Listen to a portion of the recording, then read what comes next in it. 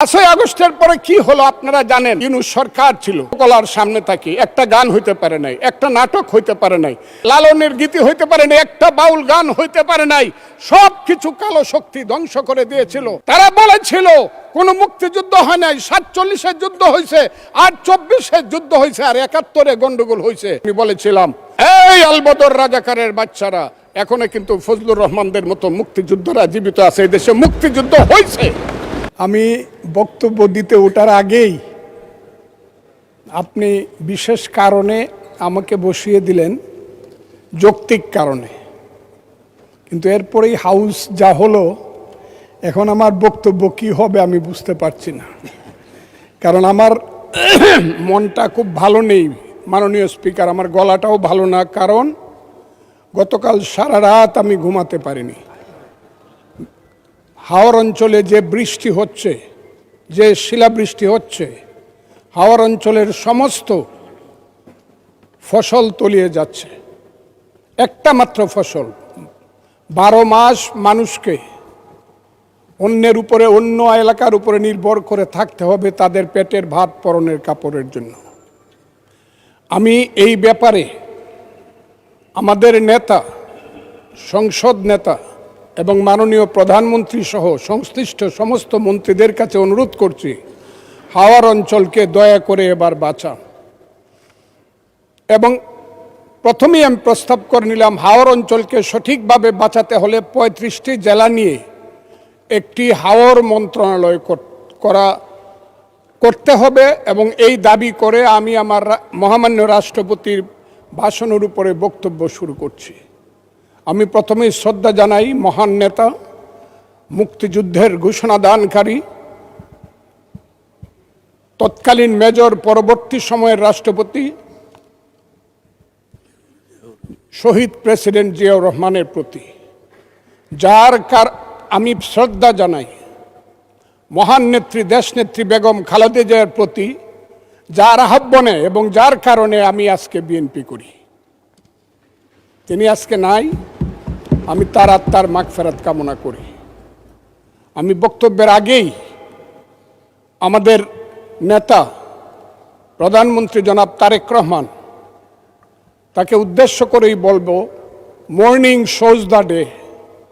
সকালবেলায় দেখা যায় বিকালটা কেমন যাবে।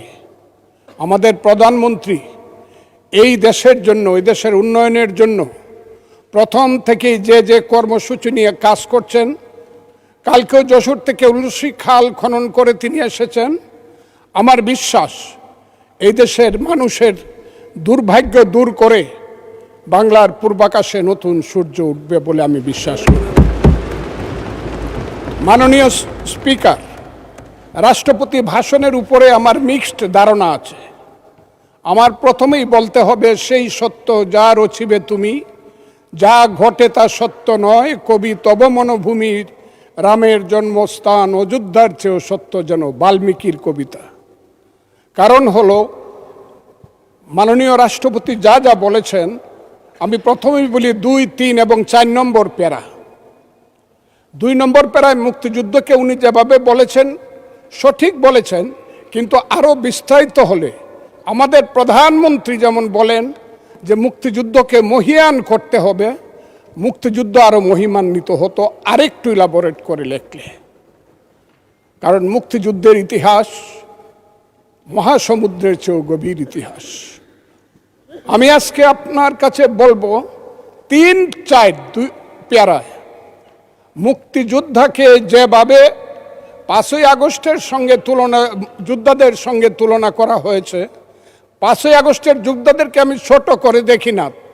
তাদের যারা শহীদ হয়েছে আমি তাদের প্রতি শ্রদ্ধা নিবেদন করি এবং তাদের আত্মার মাগফিরাত কামনা করি। শহীদ আমি ছিলাম 5ই আগস্টে, তার আগে 10 বছর যাবত, যেদিন থেকে আমি বলা শুরু করেছিলাম আওয়ামী লীগ একটি অভিশপ্ত রাজনৈতিক দল, সেই দিন থেকে 10টি বছর নিরন্তর আমি যুদ্ধ করেছি। আমি আমার যেদিন সর্বশেষ 28শে অক্টোবর নয়াপল্টনের মাঠ থেকে 10 লক্ষ লোকের মিছিলটাকে ফ্যাসিস্টরা ভেঙে দিল, অনেকেই জেলে চলে গেলেন, অনেকেই পলাতক ছিলেন, হাজার হাজার নেতাকর্মীর নামে যেদিন যুদ্ধ হলো, সেদিন আমি বললাম যে আমি সংসপ্তকের ভূমিকা পালন করব, জয় অথবা মৃত্যু। আমি হাসিনা সরকারের বিরুদ্ধে সব কিছু করব। স্ত্রীকে বললাম তুমি বিধবা হতে পারো, সন্তানদেরকে বললাম তোমরা এতিম হতে পারো, কিন্তু শেখ হাসিনা সরকারের পতন না হওয়া পর্যন্ত আমার যুদ্ধ চলবে। এবং আমি বোধহয় একমাত্র ব্যক্তি যে 4 আগস্ট দুপুর 1টার সময় বলেছিলাম যে আগামী 24 ঘন্টার মধ্যে শেখ হাসিনা চলে যাবে, কারণ তার সরকার উত্তর সিরানা হয়ে গেছে, এবং 23 ঘন্টার মধ্যে শেখ হাসিনার সরকার চলে গিয়েছিল। আমি সেই আন্দোলনে ছিলাম। বলতে পারেন মিছিলে ছিলেন না, আমি মিছিলে ছিলাম না আপনাদের মতো, কারণ আমার বয়স 23 বছর ছিল, তখন আমি এরশাদ বিরোধী মিছিলের প্রধান নেতা ছিলাম আমি।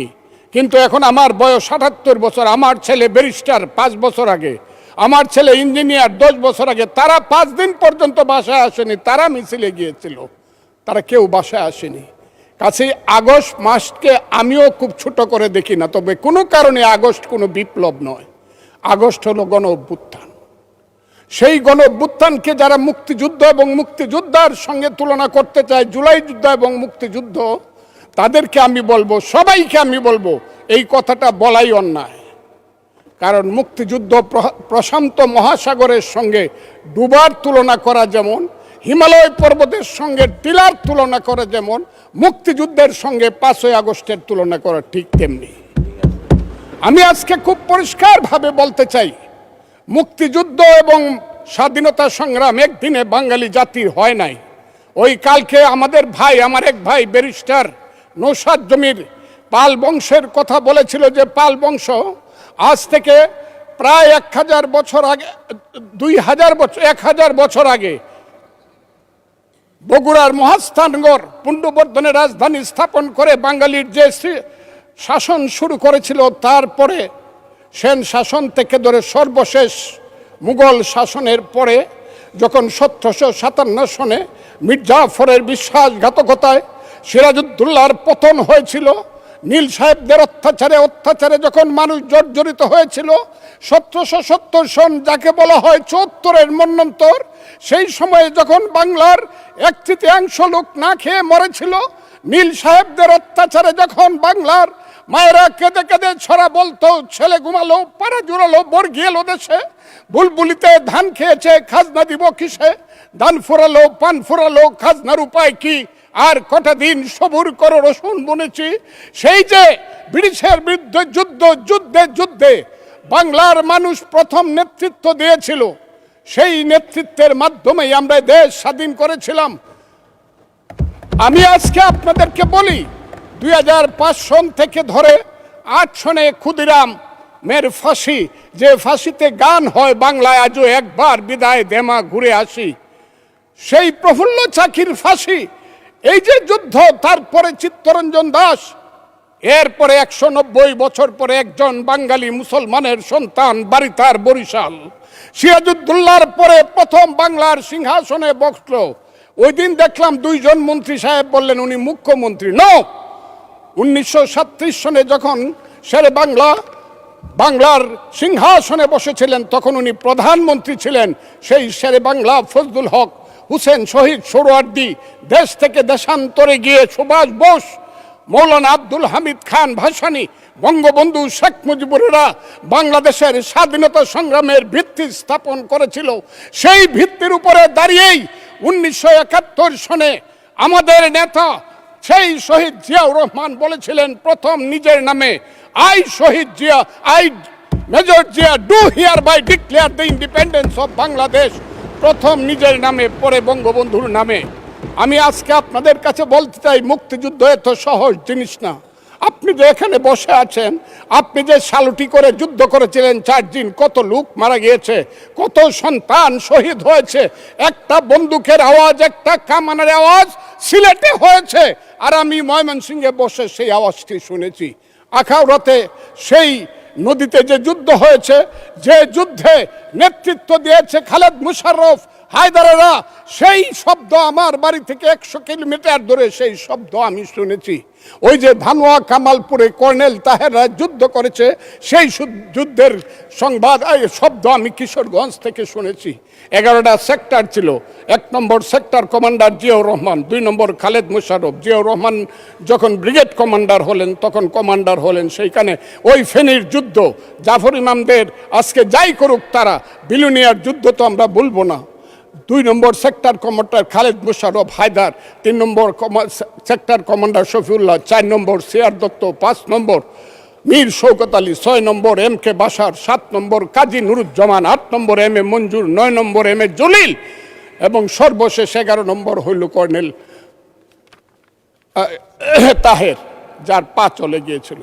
সেই যুদ্ধ, যে যুদ্ধে সারা পৃথিবী জড়িত ছিল, যে যুদ্ধে ইন্ডিয়া 3রা ডিসেম্বর 1971 সনে আমাদেরকে সহযোগিতা করার জন্য অংশগ্রহণ করেছিল এবং তার হাজার হাজার সৈন্য এই মাটিতে রক্ত দিয়ে গেছে, এবং যে ইন্ডিয়া আমাদের দেশের স্বাধীনতার জন্য বঙ্গোপসাগরে যে 7ম নৌবহর এসেছিল আমেরিকার, বিশ্বযুদ্ধের রিস্ক নিয়েছিল আমাদের জন্য। সোভিয়েত ইউনিয়নের মতো তিনটা ভেটু দিয়েছিল, তা না হলে আমাদের দেশ স্বাধীন হতো কিনা সন্দেহ ছিল।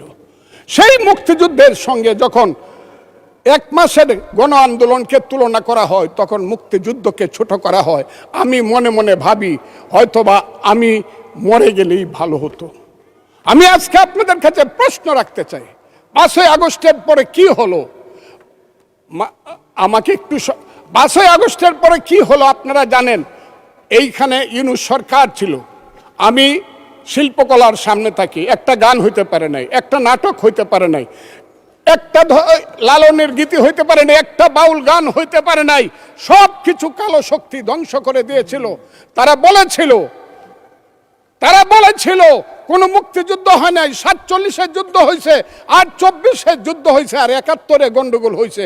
সেই দিন মুক্তিযোদ্ধা হিসাবে আমি বলেছিলাম, আমি বলতে পারবো কিনা কথাটা আপনি, এই আলবদর রাজাকারের বাচ্চারা, এখনো কিন্তু ফজলুর রহমানদের মতো মুক্তিযোদ্ধারা জীবিত আছে। এই দেশে মুক্তিযুদ্ধ হয়েছে, মুক্তিযুদ্ধ সত্য, 30 লক্ষ লোক জীবন দিয়েছে, এটাও সত্য। এই যুদ্ধের মধ্য দিয়েই আমরা সেদিন তাদের সঙ্গে যুদ্ধ করেছি। আমার বাড়ির সামনে মব হয়েছে আমাকে হত্যা করার জন্য।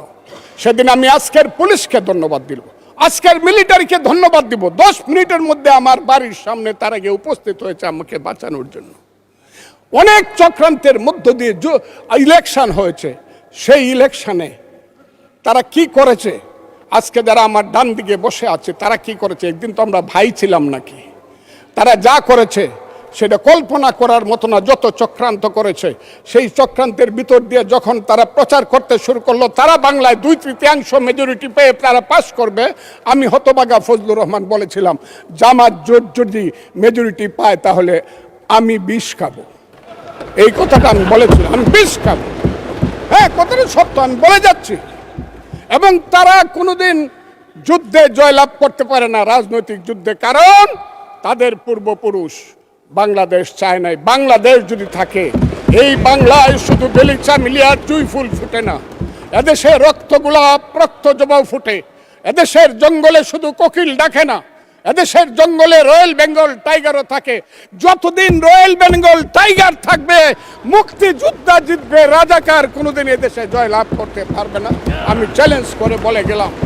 আমি আজকে আপনাদের সামনে আরো কিছু বলতাম, কিন্তু আমি টাইমটা দেখতেছি, আরেকটা কথা বলতে চাই। আমি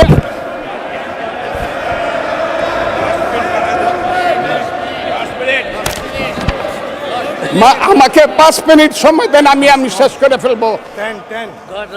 আমি আজকে আপনার সামনে শুধু বলতে এসেছি, মাননীয় সদস্য আরো 3 মিনিট দেওয়া হলো আপনাকে। আমি বলতে এসেছি, হ্যাঁ, আমার বক্তব্যের পরে বলবে আমরা কি মুক্তিযুদ্ধ করি নাই।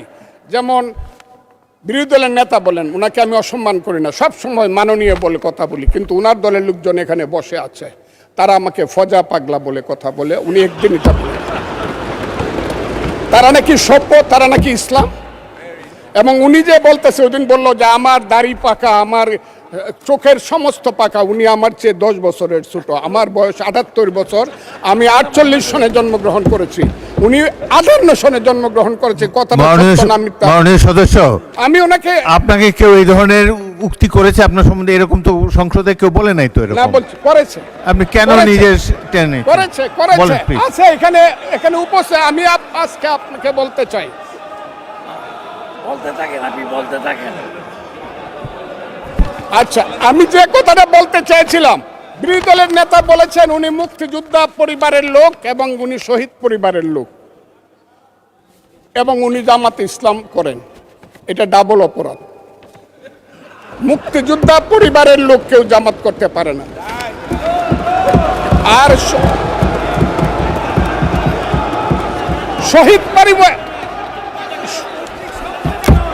শহীদ পরিবারের লোক, হ্যাঁ, বলতে থাকেন। শহীদ পরিবার, মাননীয় সদস্যবৃন্দ, ওনাকে বলতে দেন।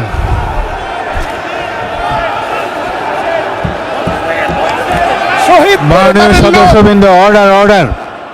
শহীদ আপনারা পরিবারের শৃঙ্খলা লোক, রক্ষা করুন। কেউ মাননীয় জামাত সদস্যবৃন্দ, সংসদে শৃঙ্খলা রক্ষা করুন।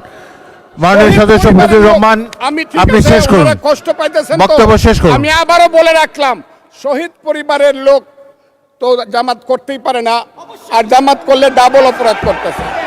2, তাহলে স্বীকার, তাহলে বলেন, তাহলে আমি আপনাদেরকে বলি, মাননীয় সদস্যবৃন্দ, আমি আমি আমি এক সেকেন্ড, আমাদের- এক সেকেন্ড। মাননীয় সদস্য ফজলুর রহমান, বসেন বসেন বসেন। আপনি বলতে থাকেন, বলতে থাকেন। আমি আপনাদেরকে মাননীয় সদস্যবৃন্দ, প্রোডাকশন আশা করতেছি। মাননীয় সদস্যবৃন্দ বসুন। কিন্তু আমার গলা অনেক সংসদে উঁচু গলা। শৃঙ্খলা রক্ষা করুন। আর ওনার গলা, আমি কিন্তু ওনাদেরকে খারাপ কিছু বলি নাই। বসেন। একটা স্যাম্পল। মাননীয় সদস্য ফজলুর রহমান, মাননীয় সদস্য ফজলুর রহমান, আপনি একটু অপেক্ষা করুন। আপনি বলতে থাকেন না। মাননীয় সদস্যবৃন্দ, আমি কাজী আজকে নজরুল ইসলাম, আপনাদেরকে প্লিজ সিট জিজ্ঞাসা ডাউন, করি, প্লিজ সিট ডাউন, আমি বলছি my please lord, sit down. এই যে দেখেন তারা বসুন, কি বসুন। ধরনের-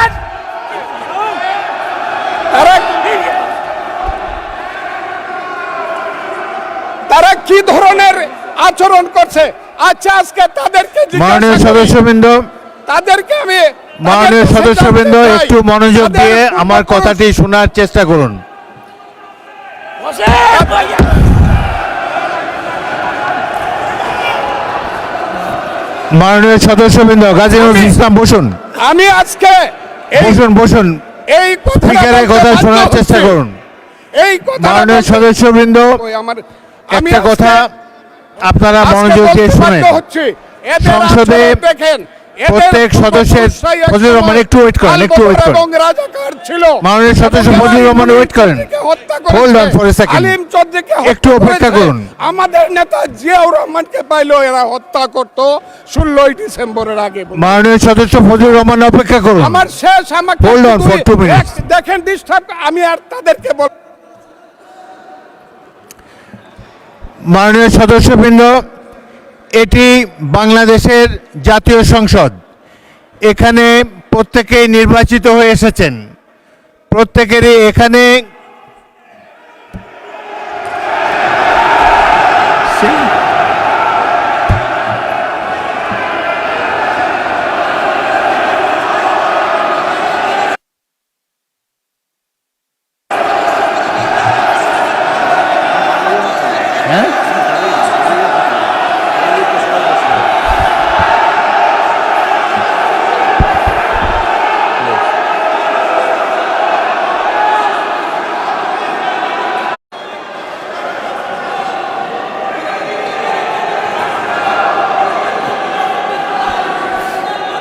মাননীয় সদস্যবৃন্দ বসুন, বসুন বসুন প্লিজ।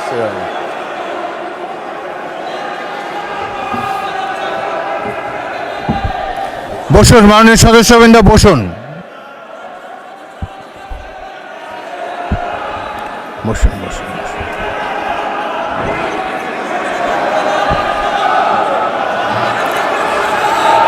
মাননীয় সদস্যবৃন্দ,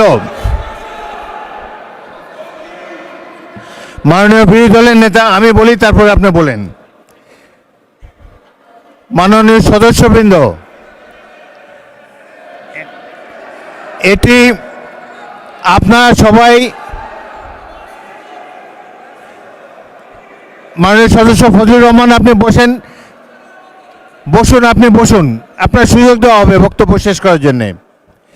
মাননীয় সংসদ সদস্যবৃন্দ, সারা জাতি দেখছে, লাইভ টেলিকাস্ট হচ্ছে, সবাই আপনারা নির্বাচিত সদস্য, এখানে সবাই জনগণের ভোটে নির্বাচিত সদস্য। আমি প্রতিদিনই বলি যে রুলস অফ প্রসিডিওর বইটা একটু পড়েন। যদি এই সংসদ যদি বিধি মোতাবেক পরিচালিত না হয়, এটি আর জাতীয় সংসদ থাকবে না। অতীতে জাতীয় সংসদ সম্পর্কে অনেক তিক্ত অভিজ্ঞতা আছে। প্রথমে নজমুল হুদা তৎকালীন মাননীয় সদস্য একটা বক্তব্য করলেন, সদস্যরা ওয়াকআউট করে চলে গেলেন, আমরা ভাবলাম যে আধা ঘন্টা পরে ফিরে আসবে। ওই বয়কট 2 বছর চলেছে।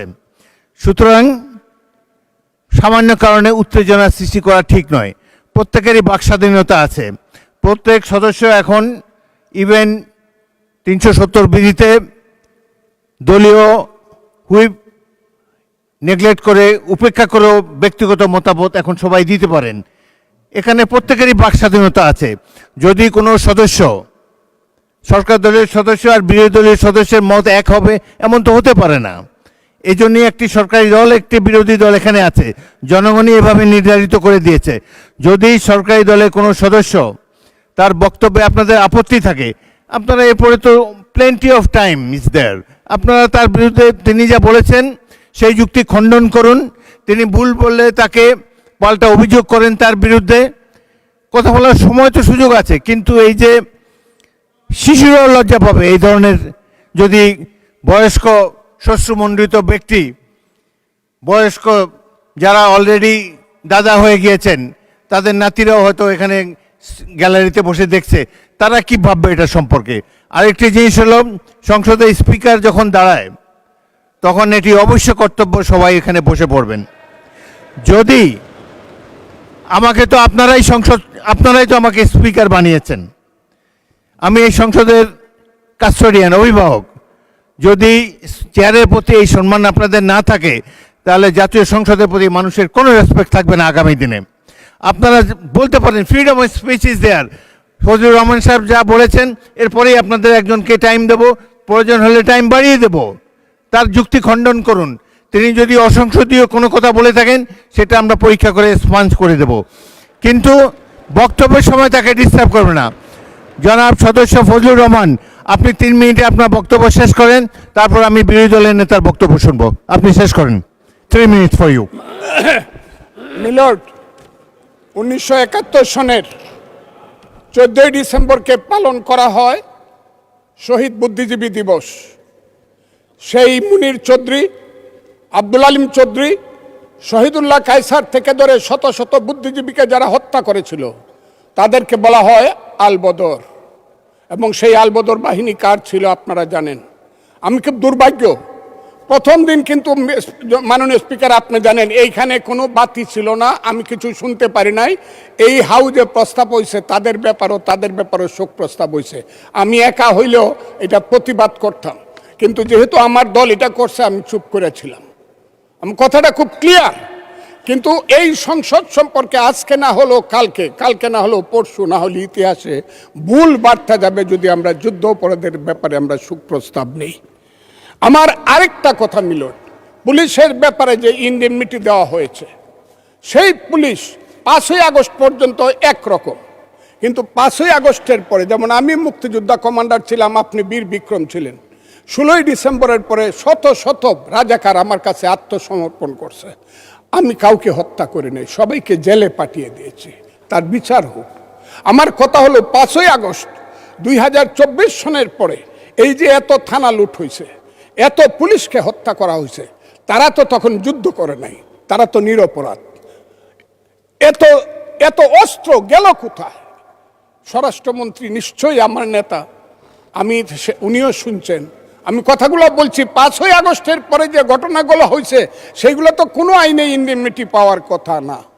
যদি 5ই আগস্টের পরে কোনো পুলিশ হত্যা হয়ে থাকে, থানা লুট হয়ে থাকে, অস্ত্র নিয়ে থাকে, সেটার জন্য তদন্ত হওয়া উচিত, দোষীদের বিচার হওয়া উচিত।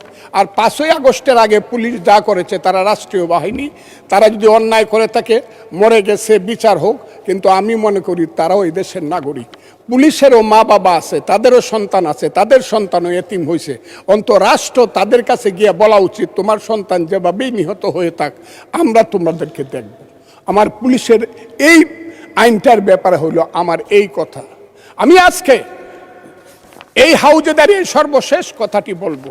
সর্বশেষ কথাটি হলো, আমার মাননীয় প্রধানমন্ত্রী, আমি যাকে ভীষণ শ্রদ্ধা করি, দেশকে উনি চালাতে পারবে না আমি জানি। দিনের পর দিন, মাসের পর মাস, যতই বাহিরে বাহিরে চক্রান্ত হোক, ভিতরে কিন্তু যতই ভালো মানুষ দেখাক, যতই এখানে বিএনপির বিরুদ্ধে দাঁড়াবার চেষ্টা করুক, এটা হবে না। কিন্তু আমার নেতা, সংসদ নেতা কিন্তু অনেক মহান কাজ করেছে। ৭৮ জনকে 222 জনের সমান সমান ভাগ দেয়া কমিটি করেছে। আমি আমার নেতাকে বলবো, শেষ করেন মাননীয় সদস্য, শেষ করেন। তার মা কিন্তু একসাথে দুধ খাইছে, কিন্তু সিরাজউদ্দৌলা আর মোহাম্মদী বেগ কিন্তু এক না। মোহাম্মদী বেগ কিন্তু